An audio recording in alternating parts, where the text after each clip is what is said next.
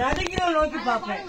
நம்ம பேசும்போது யாருக்கும் நடிக்க கூடாது, பரிகாசம். நீங்க ஒரு முன்மாதிரியா இருக்கணும். முன்மாதிரியா இருந்தாதான் என்ன செய்ய முடியும், அடுத்தவங்களும் உங்க இதுக்கு வருவாங்க. ஏசப்பா வரும்போது நம்ம பைபிள படிக்கிறோம்.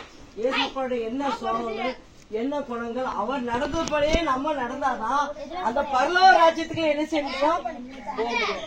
இயேசு நடந்தது போல சொல்லுங்க, இயேசு நடந்தது போல நாமளும் நடக்கணும்.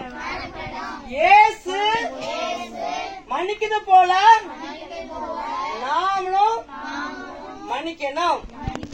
இயேசு கிறிஸ்து அன்பா இருக்குது போல நம்மளும் ஒருவருக்கு ஒருவர் அன்பா இருக்கணும்.